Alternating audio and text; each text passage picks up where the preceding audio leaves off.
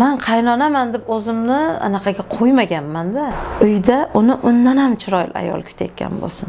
Men o'shanda kelinlarimni har doim chiroyli bo'lib yurishga, pazanda bo'lishga, ha degandan mana deb sakrab turadigan, nima deydi, chaqqon kelin bo'lishga har doim tayyorlab kelaman.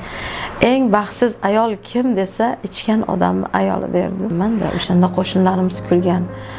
Erini ahvoli bu bo'lsa, alkash bo'lsa, uyini qarab o'tirishini, tomidan suv o'tib yotibdi. Shu savolni ko'p beradi. Bizlar chidamaymiz. Bitta navaraga dod devoramiz. Siz qanaqa qilib 6 ta navaraga chidaysiz? Ularning vijdoni qiynaladi. Shularda ham minchagina bo'lsa ham vijdon bor-da. Harakat qiladi, bo'ldi buvijon, boshqa qo'limga telefon ushlamayman. O'g'limni bir kun bittasi shunaqa so'kdi, sochini buzib qo'ygan uchun. O'g'lim tushunmagandan rahmat deb turibdi-da. Siz Yulduz Usmonovaga o'xshaysiz, opa, sizga yetadimi yo'qmi bu narsani? Biz sizni mana shuni o'xshatdik deganlar ham endi ko'p bo'ladi. Balkim shu Yulduz Usmonovaga havas qilganimdandir, balkim mana shu qo'shiqlarni eshitgandir, baribir mana shu qo'shiqlar ham ta'sir qiladi hayot davomida. O'g'limizga maktab tanladingizmi? Yaxshisini topolmayapman. Hali ham tanlamadingmi? Men tanladim. Nima? Registon maktabi imkoniyatning zo'ri. Registon maktabi. Bor qaynonalar ko'plar mana shu kelinga bir bilmayman, dushmanga qaragandek qarashadi-da. Endi meni qanchalik qaynona bo'lib kelinlarimga anaqa qilganim bilmayman-ku, lekin kelinlarim bilan sansirab, xuddi o'zim bolam bilan gaplashgandek gaplashaman. Vaqti kelsa o'shalarni ham quchoqlab erkalayman-da men. Chunki bilmayman, o'zimga yaqin olganman men. Vaqti kelsa urishaman. Mana shu narsani men birinchi kundan kelin bo'lib kelgandan aytaman. Meni uyimda nima kerak bo'lsa, meni o'zimga ayt. Men orqadan eshitmay. To'g'ri gapirsang men to'g'ri qabul qilaman. Unga nima kerak bo'lsa, men uni keragidan ortig'ini qilib bersam qilib beraman. Bir joyga boradigan bo'lsa, borgisi kelsa, so'raydi. O'g'limdan birinchi so'raydi, keyin mendan so'raydi yoki mendan birinchi so'raydi yoki keyin so'raydi o'g'limdan. U bizda birinchi, ikkinchi degan narsa yo'q-da. Borgisi keldimi bir joyga, men o'zim jo'nataman, bor. Bolalarni olib qolaman hammasini. O'zing borib bemalol aylanib kelgin. Onasinikiga, opachasinikiga borishi mumkin. Bolalar bilasiz, gapni gapga qo'shmaydi, borgan joyda tinch o'tirmaydi. O'shaning uchun o'zim olib qolishga harakat qilaman. Men qaynonaman deb o'zimni anaqaga qo'ymaganman-da. Bo'ladi, uyqusi keladi, bir xil payti kech turadi. U narsalar men uchun problema emas. Uxlaversin. Nima deydi? Gap so'z, qo'ni-qo'shnini gapi degan narsalarga men e'tibor qilmayman. Men o'zim xohlagan kiyimni kiygizdiraman kelinlarimga, zamoniga yarasha. Chunki kelinlarimga ham prava berganman, mashina haydaydi. O'zimga o'xshab mana shu sartaroshlik, manikur, pedikurga o'qitganman, har doim aytaman. Ideal ayol bo'linglar. Meni o'g'lim shu svetoforga to'xtaganda ikkita yonida ayol kishi, hozirgi zamonda bilasiz. Svetoforga to'xtasangiz, rulda hamma joyda ayol kishi. Ikkita tomoniga qaraganda chiroyli ayol o'tirgan bo'lishi mumkin. Uyda uni undan ham chiroyli ayol kutayotgan bo'lsin. Men o'shanda kelinlarimni har doim chiroyli bo'lib yurishga, pazanda bo'lishga, ha degandan mana deb sakrab turadigan, nima deydi, chaqqon kelin bo'lishga har doim tayyorlab kelaman. Men uchun uydagi tarbiya eshikdan tashqarida qoladi. Meni uyimga kirganda meni qolipimga tushish kerak. Asl kelinlik davringiz qanaqa bo'lgan? Men u davrlarni faqat sandiqqa solib qo'yganman-da, esdalik uchun. Har zamon eslab qo'yaman. Nima uchun? O'sha xotiralar qachondir odamga asqotadi-da. Bir yomonni, bir yaxshini ko'rganda o'tgan zamon odam eslagisi kelib qoladi. U davrda men eslashni ham xohlamayman. Umrim davomida faqat shu ichkilik. Eng baxtsiz ayol kim desa, ichgan odamni ayoli derdim. Mana shu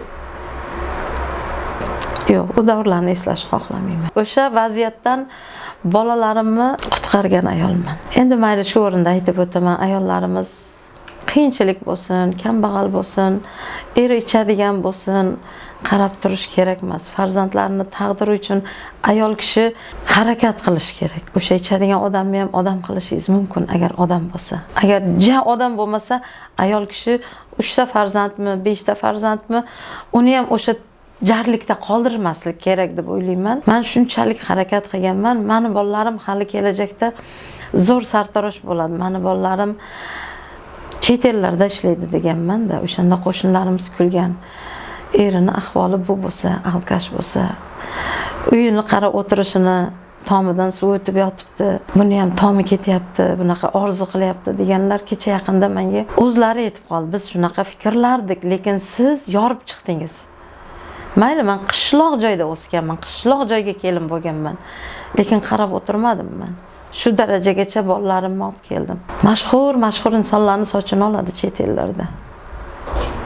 Yevropada ishlaydi, Shvetsiyada, Dubayda ishladi. Litvada hozir mana. Zo'r o'zini kasbini ustasi. Lekin shu darajaga yetkazdim. Faqat orzu bilan yashaganman. Faqat orzu bilan. Hamma so'raydi-da mendan, hayotingizni aytib bering deydi.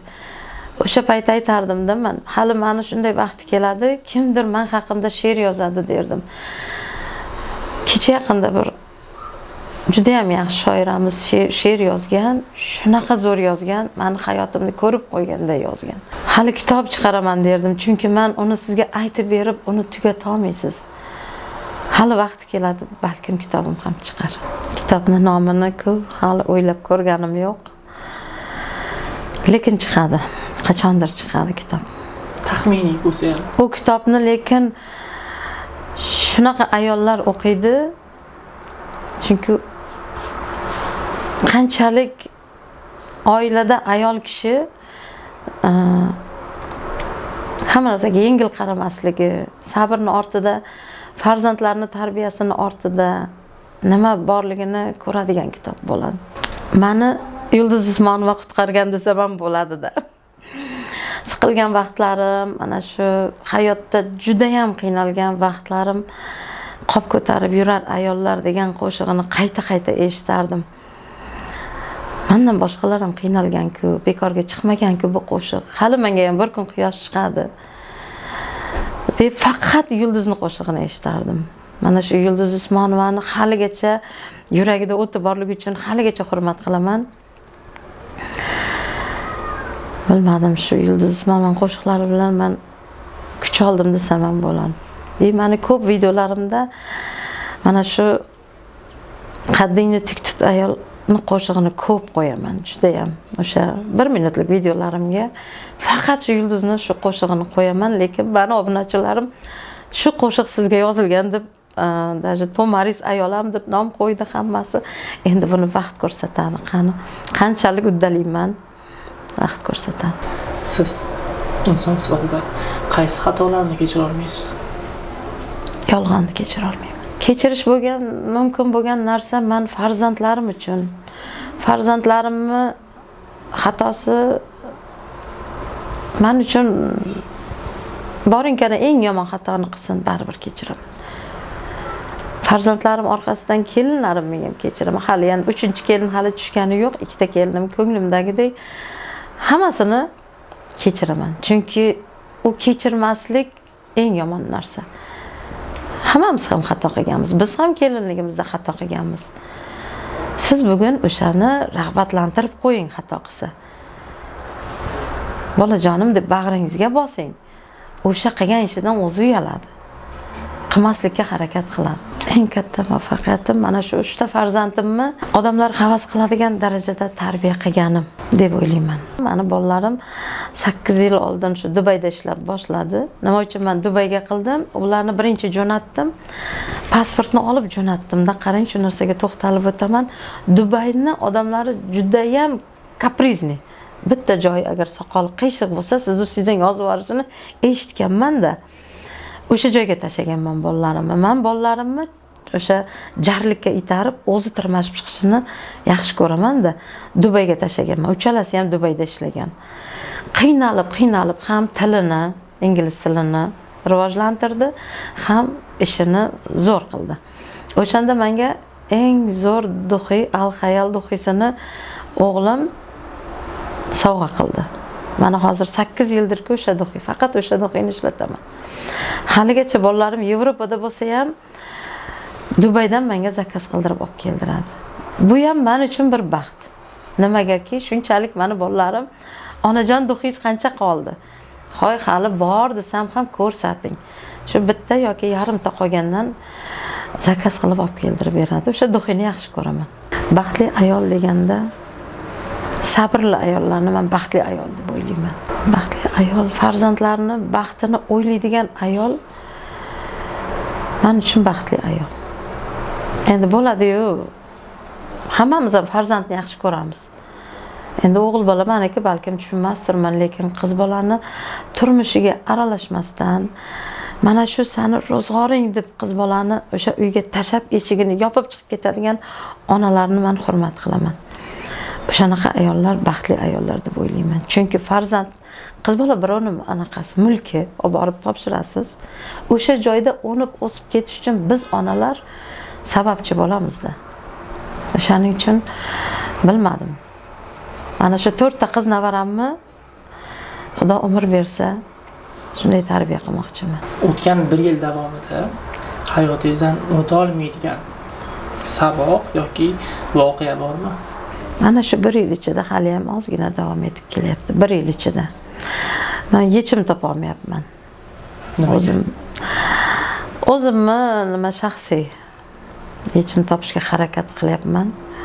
Xudo xolasa yechim topilib qoladi. Har bir narsaning yechimi bor. Bor. Siz uchun yechim bo'lmaydigan narsa nima?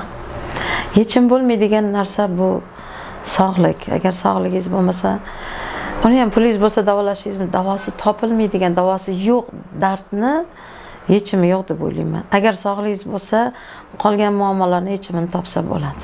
10 yildan keyin o'zingizda, farzandlaringizda, nabiralaringizda qanaqa tasavvur qilasiz?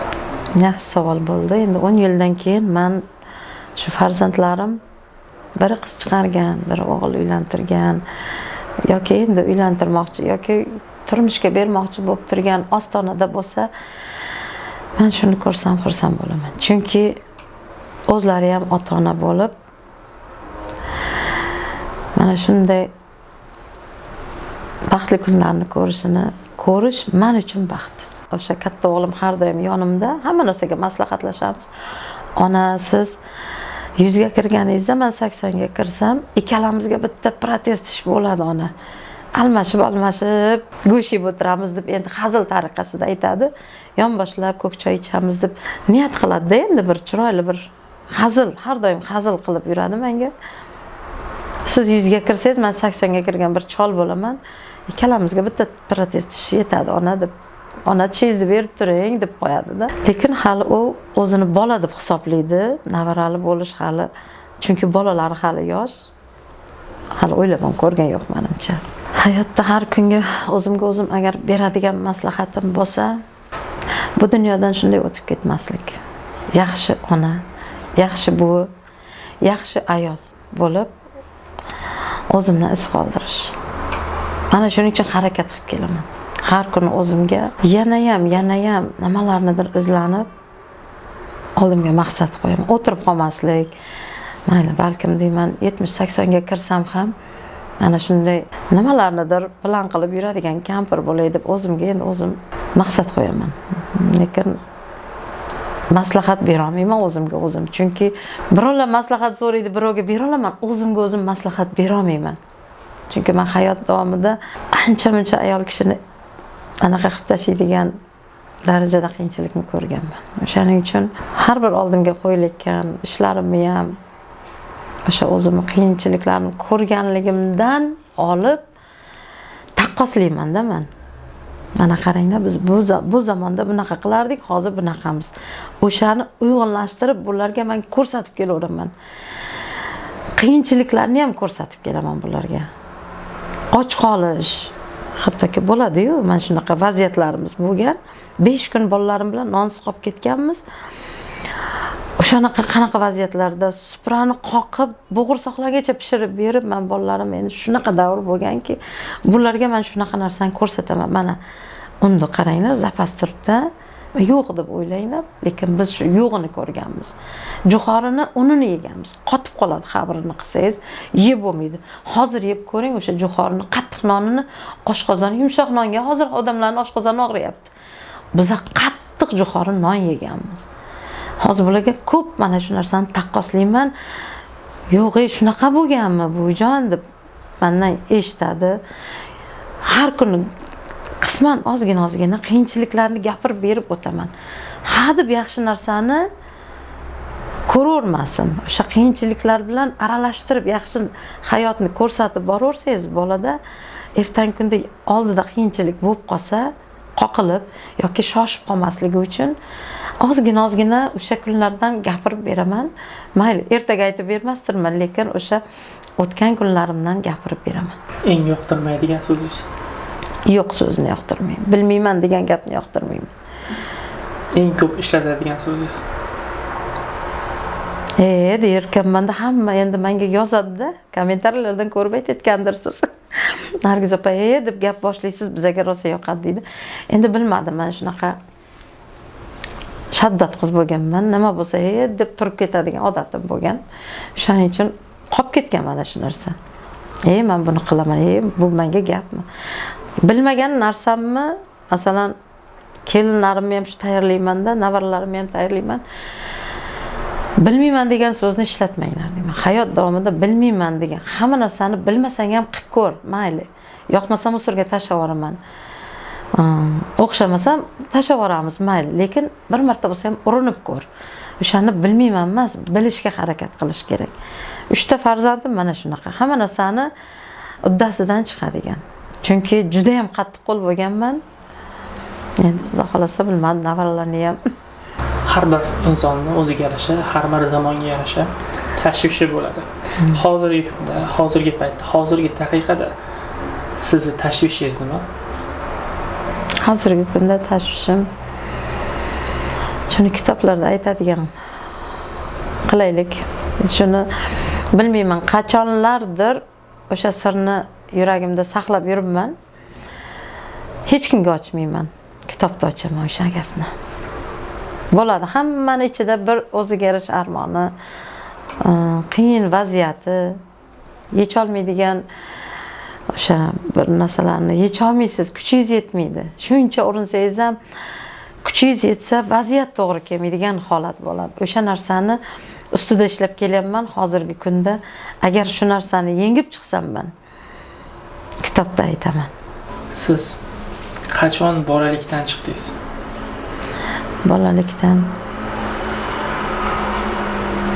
5-6 sinfligimdan chiqib ketganman. Shu bolalikdan. Farzandlaringiz qachon katta odam bo'lib ulg'ayishdi? 12 yoshidan. Bekorga katta odam demadim. Har bir ochiqmagan qaralarsiz ko'p hali. 12 yoshidan hunar o'rgatdim. O'zimning shaxsiy salonim bo'lardi. Endi qishloq sharoitida xo'p, mayli. O'g'lim Bahodir 12 yosh, 10 yosh bo'lsa ham qosh terib, sochlarini jingalak qilib menga prichoskaga tayyorlab berardi. Chunki 30 ta, 20 ta ayolni, qizlarni bitiruv kechaga tayyorlashim kerak. Bitta menman o'sha qishloqda parikmaxir menman. O'sha jarayonda men 12 yoshidan o'g'limni tayyorlaganman. Menga polni sochlarini qilib tayyorlab berardi. Keyin ikkita ukasini asta-asta tayyorlab boshladim. Shuning uchun 12 yoshidan hunarga berdim. 12 yoshdan bilan maktabdan qolib ketdi. Bittasi 14, bittasi 12 yosh. O'qimadi. Lekin hozir ingliz tilini bezaksent gapiradi.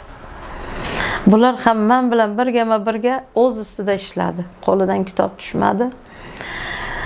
Ikkinchi o'g'lim 14 yosh, kichkinam 12 yoshidan bizlar Moskvaga ishlashga ketdik. Bahodir ikkovimiz bitta salonda ishladik.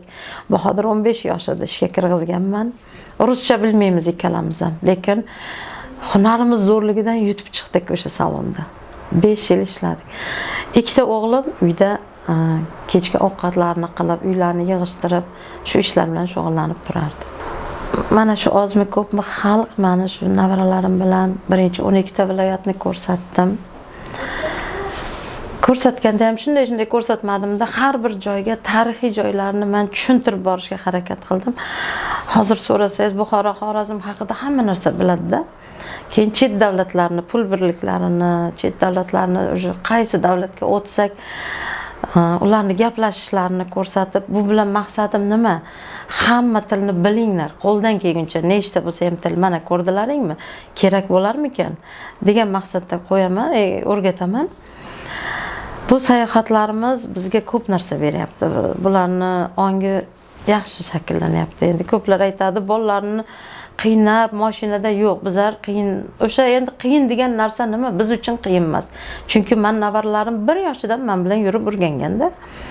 Endi hozir kelajakda o'zimiz oldimizga maqsad qo'yapmiz.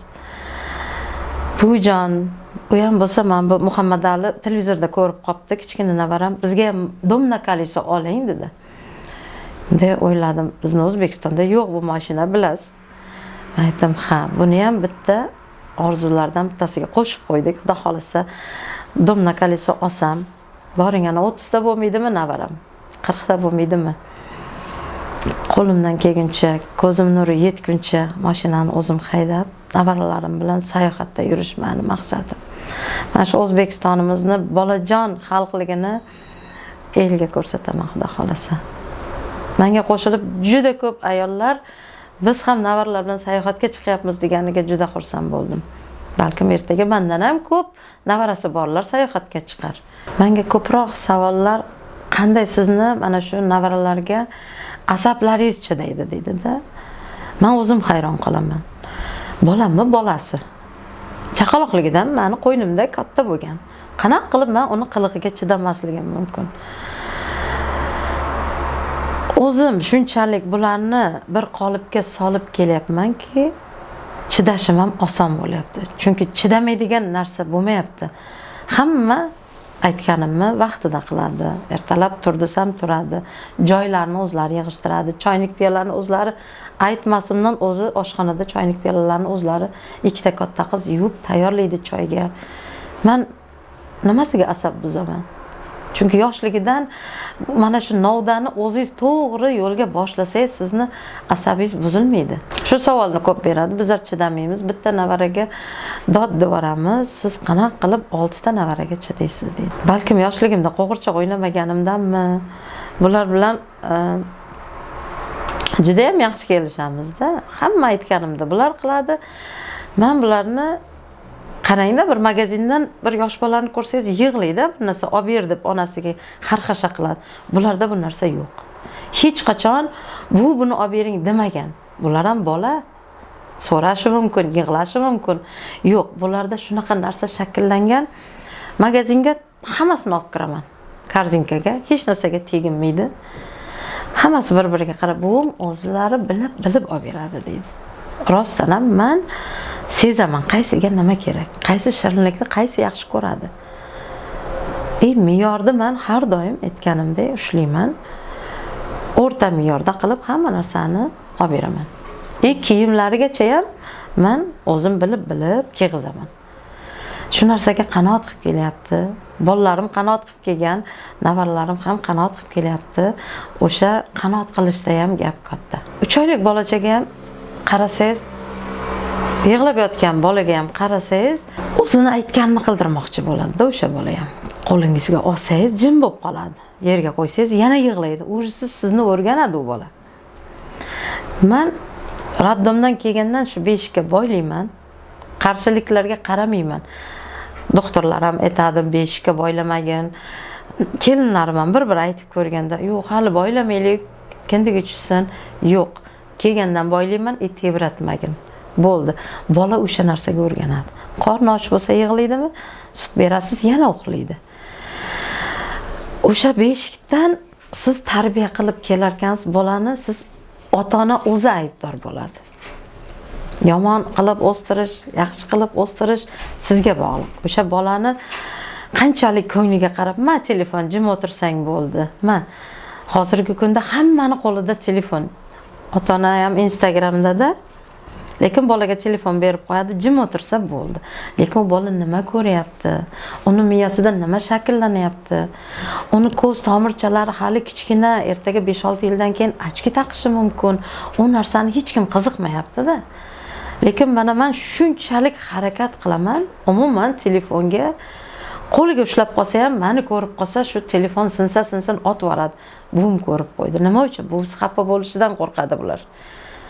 Buvimni xafa qilib qo'ymay deb mana shu narsadan qo'rqadi. Agar telefon ushlaganini ko'rsam, o'zimni xafa bo'lganga solaman. Mayli qizim, men aytganim qilmayapsan-a deyman, bularning vijdoni qiynaladi. Shularda ham minchagina bo'lsa ham vijdon bor-da. Harakat qiladi, bo'ldi buvijon, boshqa qo'limga telefon ushlamayman. Ko'ryapsizmi? Mana o'zimiz aybdormiz-da. Agar beraversangiz telefonni, bola уже har kuni oldiga yaxshi narsani sizga qo'yadi, qilishga majbur bo'lib qolasiz. Javob bo'lmasa yig'lab ko'radi. Keyin katta bo'lgandan keyin bitta arqonni olib molxonaga qarab ketaveradi yoshlarimiz. Ha desa aytganini qildirmoqchi bo'ladi. Mana o'zimiz nima qilib o'stiramiz bolalarni. Endi bularni urishib, qattiq ham urishmayman. Me'yordan oshirib bularni erkalatmayman hamda. Jahlim chiqsa, lekin bular уже meni qovog'imdan biladi-da. Kerak emasmi, qilish kerak emasmi, уже bo'ldi, bitta qarayman, tushunadi. Urishga ham hojat qolmaydi. Agar urishish kerak bo'lsa, bittasini jazolayman, qolganini oldiga tikka turg'izib qo'yaman. Mana shu qilgan ishni qilmanglar. Singillarim kuladi-da, sen voобще tarbiya soat o'tib orasan bularga deb. Mana shu qilgan xatoni qolganini qilmasin deb maqsadda qo'yib qo'yaman-da, buni jonini achitib gapiraman. Uzoqdan aylantirib kelaman. Ertangi kunda, kelajakda mana shunday bo'lishing mumkin. Senga shu holat yoqadimi? Shunaqa shakllantirib beraman, ko'zdan yosh chiqib ketadi-da. Yo'q, men unaqa odam bo'lishni xohlamayman, buvijon deb yig'lavoradi. Keyin qolganlarichi 3-4 kungacha bir-biriga qarasam picha-picha qilib, men opachamga o'xshash xohlamayman yoki bo'lmasa opacham qilgan ishni xohlamayman. Qarang-da, bular o'zlaridan xulosa chiqaryapti bir-biridan. Men o'sha bittasini urishdimmi? Ko'rsatib, o'rnak qilib, mana shu qilgan ishni qilmanglar degan maqsadda ko'rsataman. Bular o'shani muhokama qiladi. Bularda ham muhokama bor. Bolalarim yoshligida shunaqa vaziyat bo'lib qoldi. Bahodirim 15 yosh edi. Ikkinchi o'g'lim 13 yosh. Kichkinam 12 yosh edi. Hammamiz Rossiyaga ketganmiz.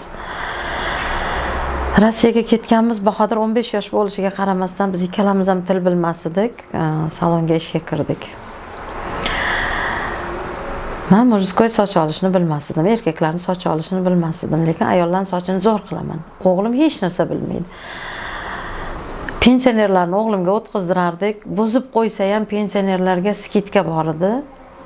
Tekin. O'shandan foydalanib men o'g'limga o'rgatardim. Men endi o'sha mujskoyni qo'ldan kelguncha buzib bo'lsa ham o'rgandik. Bir 3 oy 4 oyda ikkalamiz ham o'rgandik, lekin umuman rus tilini bilmaymiz. O'g'limni bir kun bittasi shunaqa so'kdi, sochini buzib qo'ygan uchun. O'g'lim tushunmagandan rahmat deb turibdi-da. Tushunmaydi ruschani. Hozir mana hammasi til biladi.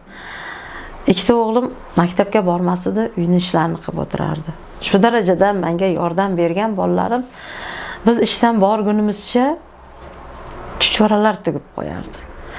Bittasi uylarni yig'ishtirib, kirlarni yuvib, meni xursand qilish maqsadida hamma ishlarni chiroyli qilib, uylarni tozalab, shu narsalar ham kerak bo'lar ekan, hayot davomida musofir bo'lishligi bor ekan. Mana hozirgi kunda asqotyapti-da. Bir kun shunaqa ko'chadan, derazadan birov baqirib yig'layapti. Ikkala o'g'lim samokat o'tishga chiqib ketgandi. Unda kichkina edi Rossiyada. Shunaqa birov baqiryapti. U ovozni men tanimayapman, chunki unaqa ovozda baqirmagan. Domni atrofida aylanib yig'lab baqiryapti. Xuddi birovni so'yadiganday. Keyin shunday chiqsak, ikkala o'g'limni milisalar qo'yib yuribdi endi Rossiyada. Bilasizlar, dokumenti yo'qlarni. Dokumentimiz ham bo'lmagan o'sha payti. Ikkala bolam uyga kirsam, onam bilan dadamni, ukam anaqalar ushlaydi meni deb uyga kirmaslikni maqsadida bizni dokumentimiz yo'qligini bilib, bolalarim ko'chada baqirib yig'lagan. Shu domni aylangan ikkalasi. Shu ikkalamiz chiqdik xo'jayinim bilan, bu nima ahvol? Bolani yuragini yorib deb anaqa qilganimizda, xo'p, biz yomonligimiz yo'q. Bular bizni ko'rib qochdi. Nimaga qochganligini bilmadik, jinoyatchidir deb quvaladik dedi. Qarang-da, shu militsiyani ko'rib uyga olib kirmaslikni qilib, shunaqa qochgan. Qo'rqqanmi dokumentimiz yo'qligidan. Shuning uchun masalan chet davlatda yurganda dokument masalasida va mana shu militsiyalardan qo'rqish anaqalari bo'lmasligi uchun ham mana shu navarlarimga hozir chetlarga olib chiqib, o'zlarini chegaradan o'tayotganda o'zlariga pasport beraman. O'zlari suhbatdan o'tadi. O'zlari mana bu Face ID'dan o'tadi-da. Birinchisida qo'rqdi, bu deb ozgina orqaga qaytdi, lekin hozir ko'rsangiz o'tadi. Lekin o'sha payti meni bolalarim birinchi marta chetga chiqishi bo'lgan, unaqa narsalar bo'lmagan. Militsiyani ko'rsa qoch degan narsa bo'lganda. Bizlar shu dokumentimiz yo'q, bolam chiqmagin ko'chaga, olib ketib qoladi, bizni qamab qo'yadi deb o'sha narsani singdirganmiz. Bolani qo'rqitganmizmi?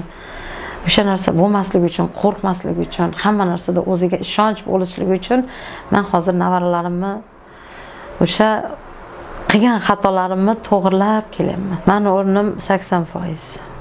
Shunaqa talabchan onaman.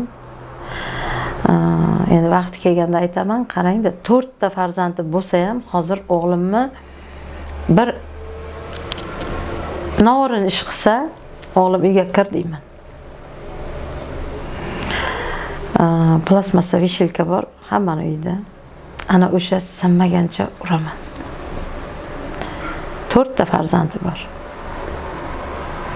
Qilmasin o'sha xatoni. Lekin hozir mana chetda yurgan bolalarim ham onajon sizga rahmat. Men qatori bolalar hali yo'lini topolmayapti. Bizlar shu darajagacha yetdik deb rahmat etgandan keyin o'zimni ko'nglim sal xotirjam bo'ladi. Bekor qilmagan ekanman. Shunchalik mendan bular qo'rqqan. Chunki mana shu qishloqdagi o'sha qiyin vaziyatimdan shaharga olib kelib, bularni yomon yo'lga kirib ketmasligi uchun, bir mehnatni, bir hunarni boshini ushlashligi uchun ayol boshim bilan juda qattiq turganman va bu narsalarga erishib, endi to'g'ri qilganligimni his qilaman-da endi. Yaxshi ham shunday qilgan ekanman. Bolalarimni yaxshi ham qattiq ushlagan ekanman. Hech qachon ko'nglidagi so'ragan narsani olib bermaganman.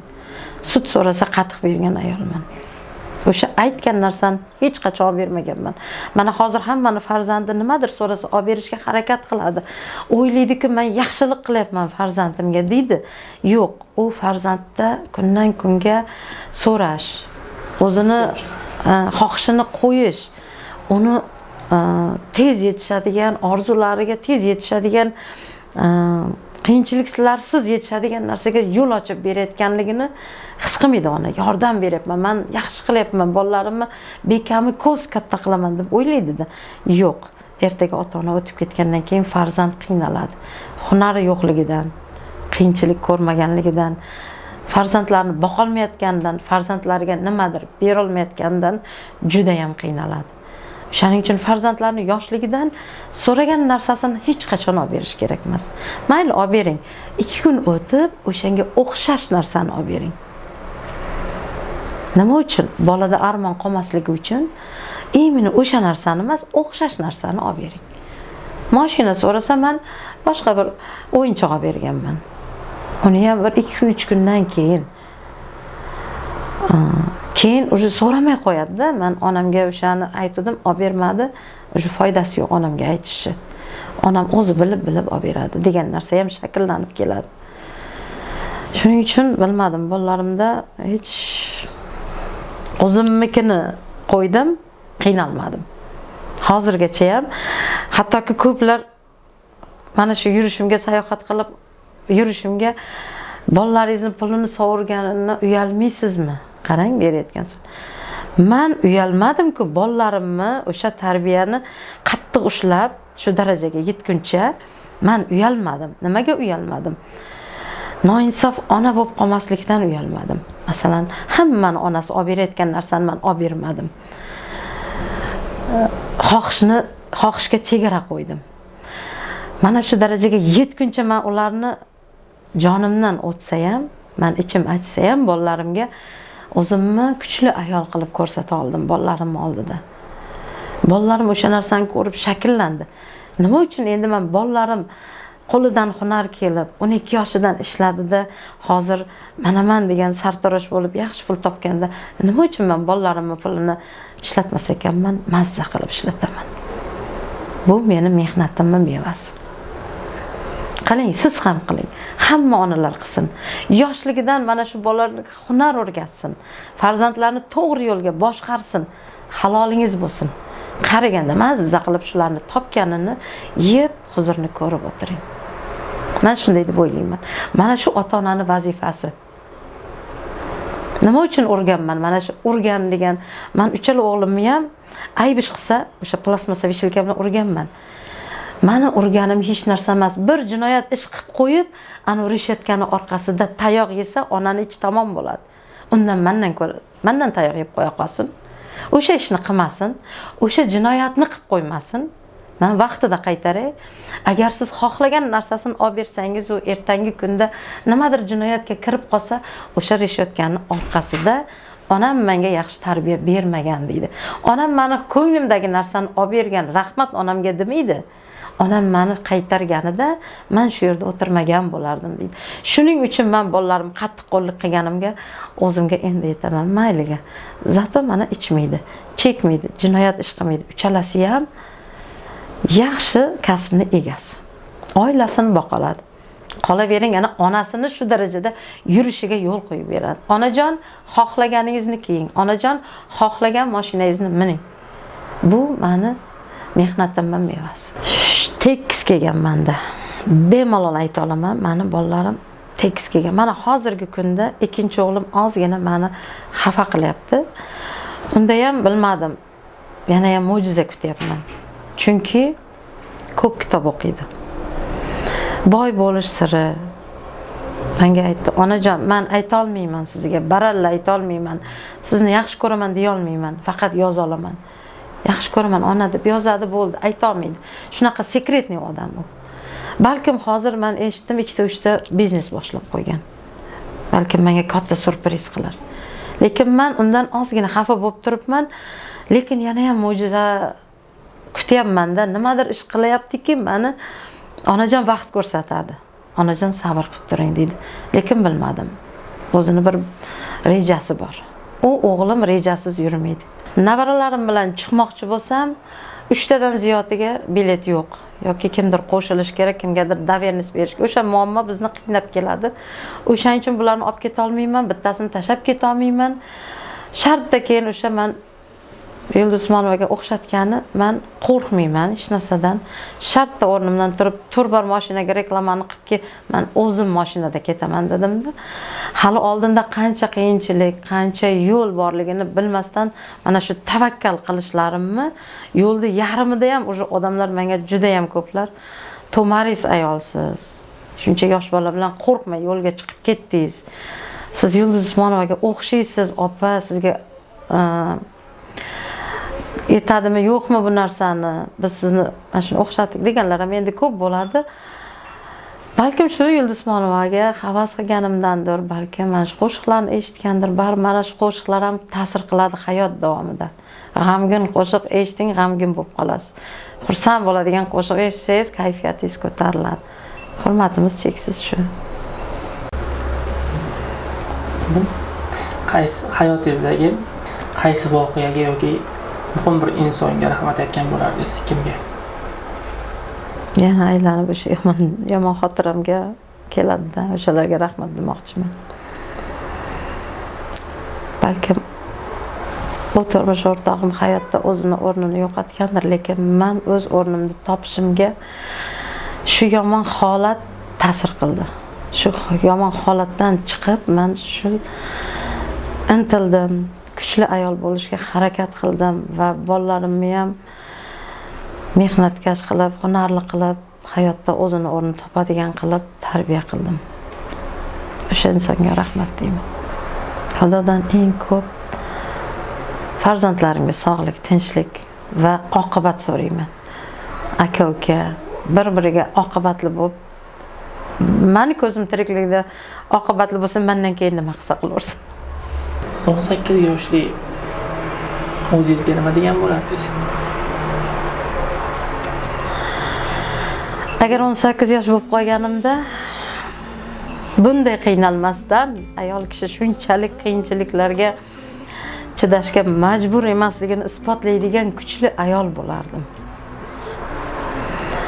Shart emas ekan, tayoq yeb, hayotda qiynalib, qiyinchiliklarni bosib o'tib kuchli ayol bo'lgandan, agar 18 yosh bo'lganimda hozir mana shu hozirgi qilayotgan mehnatlarimni qilayotgan bo'lardim.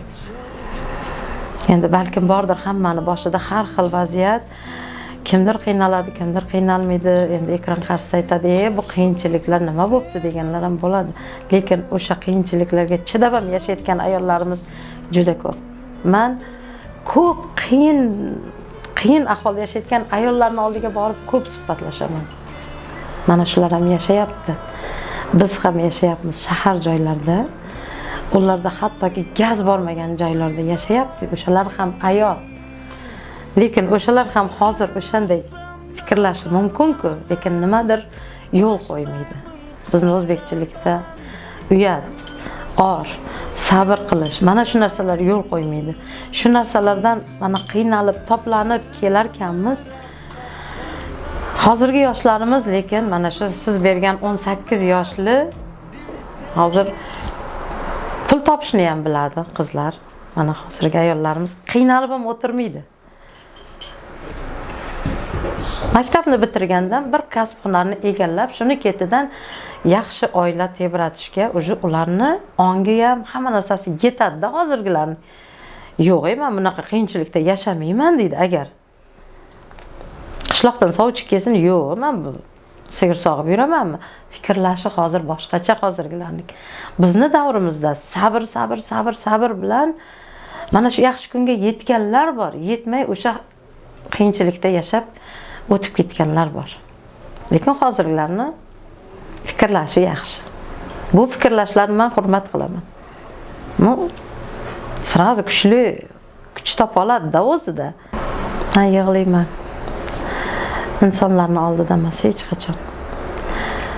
Shu yuragingiz to'lib ketadi, shunaqa holat bo'ladi, mashinamni minib chiqib ketaman-da. Tog'ni eng cho'qqisiga boraman, zominga boraman. Hech kim yo'q joyda shunaqa yig'layman, baqirib. Chunki tog'lar sizning dardingizni birovga aytmaydi, eshitadi, lekin aytmaydi. Bir insonga aytsangiz, u gap oxiri aylanib bir kun o'zingizga keladi. Shuning uchun hech qachon men insonlarga dardim aytmaganman. Yig'lagim kelgan vaqti mana shu tog'larga borib yig'layman.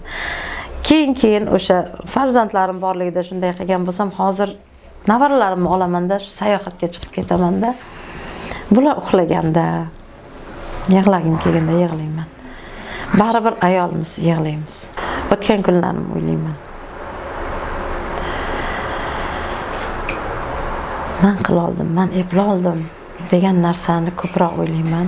Men o'sha oldimga qo'ygan orzu, oldimga qo'ygan maqsadlarimga erisha olganimdan xursand bo'lib, mana shu qo'shiq eshitishni ham bir san'at deb bilaman-da men. Faqat aytish emas. Ko'p efirlarda sevgi haqida ham qo'shiqlar bo'ladi-yu, endi hamma xonandalarimiz me'yoriga yetkazib etolmaydi deb o'ylayman.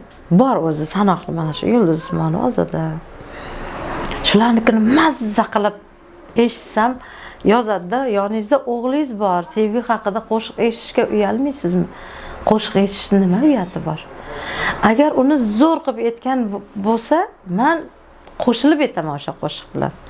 O'sha qo'shiq meni yuragimdan joy olsa, baqirib qo'shiq aytaman, men o'g'illarimdan uyalmayman. O'shanda meni ichimdagi bor narsani to'kiladi. Bu ham bir san'at. Mana hozir shuncha yilga oldingi kunim bilan hozirgi kunimni qo'sha olmayman. Nimagaki ko'p kelgan savollar, bu ayolni yurishiga qiyinchilik ko'rmagan bu xotin deydi.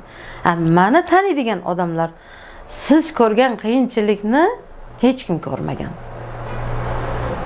Shunaqa. O'shaning uchun ikkalasini aralashtirib bo'lmaydi.